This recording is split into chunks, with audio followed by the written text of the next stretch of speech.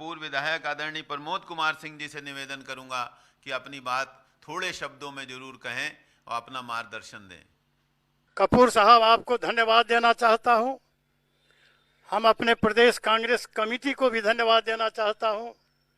हम अपने विधायक दल के जो नेता सदानंद बाबू, उनका बहुत लंबा अनुभव और उनका जो मार्गदर्शन रहा है, जिसके चलते बिहार प्रदेश कांग्रेस कमेटी में बिहार के कांग्रेस कार्यकर्ताओं में एक कार्य संस्कृति पनप गया है, एक कार्य संस्कृति का बढ़ावा हुआ है।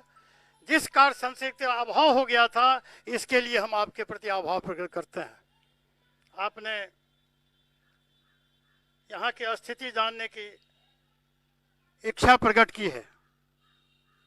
हम कोसी कमिश्नरी में, हमारे यहाँ 3 जिले हैं, सुपौल, सहरसा और मधेपुरा। पहले ये सहरसा जिला में ही था और मैं वहाँ 10 वर्ष अध्यक्ष, 10 वर्ष जनरल सेक्रेटरी रहा। सुपौल जिला का भी अध्यक्ष है। मेरा दायित्व बनता है कि हम अपनी भावना से इस समय आप लोगों को अवगत करावें।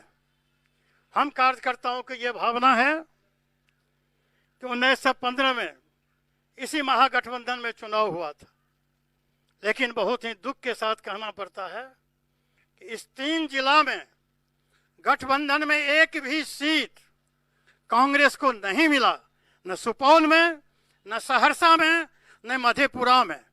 हम कांग्रेस जन कहाँ जाएंगे चुनाव के समय में?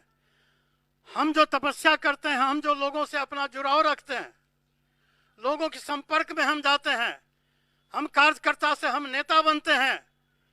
कपूर साहब, हम अपना काम छोड़ करके, हम बीवी और बच्चे को छोड़ करके किसी के काम के लिए हम ब्लॉक दौड़ते हैं, किसी काम के लिए हम थाना दौड़ते हैं, किसी के काम के लिए हम पटना दौड़ते हैं, तो कार्यकर्ता में हमारा एक शुमार होता है और हमको लोग गांव और घर और कस्बे के लोग नेताजी कहते हैं। लेकिन चुनाव के समय में वही कार्यकर्ता हताश होकर के हमसे पूछता है कि हम इस लायक भी नहीं रहे कि इस कमिश्नरी में और एक जिला में एक भी सीट हमको नहीं मिले। तो उस समय में मन में बड़ा कचोट उठता है। इसलिए हम आपसे निवेदन करेंगे, ये बहुत ही उर्वरा जगह है कांग्रेस के लिए, और आज़ादी के लड़ाई में जितनी बड़ी कुर्बानी यहाँ दी गई, ये उदाहरण बहुत कम होगा जितनी बड़ी कुर्बानी यहाँ दी गई है। अभी की भी कांग्रेस यहाँ के लोगों के नस नस में बसता है, और ऐसा कोई परिवार नहीं होगा कोसी कमिश्नरी में जिस परिवार का कोई न कोई सदस्य कांग्रेस के प्रति रहनुमाई नहीं करता होगा।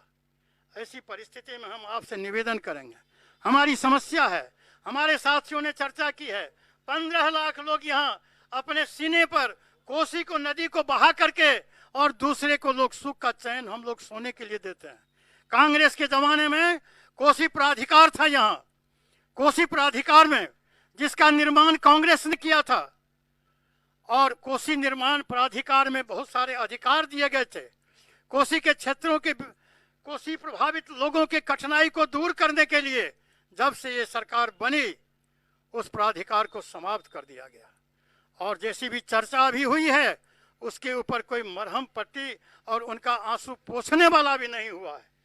अब हमारे यहाँ एक एक जगह से, इस क्षेत्र की एक एक जगह से, एक एक, चाहे वह तटबंध के अंदर की बात हो या तटबंध की बाहर की बात हो, हमारी जुझारू नेता रही है रंजिता रंजन जी, और वह एक एक चप्पे चप्पे की उनके पास में जानकारी है, संघर्षशील भी रही है। हम आपसे चाहेंगे कि आप इस चुनाव के समय में स्थानीय स्तर पर बहुत सारे ऐसे मुद्दे हैं जो मुद्दा अनछुआ रह गया, सिर्फ कहने के लिए भाषण में होता है।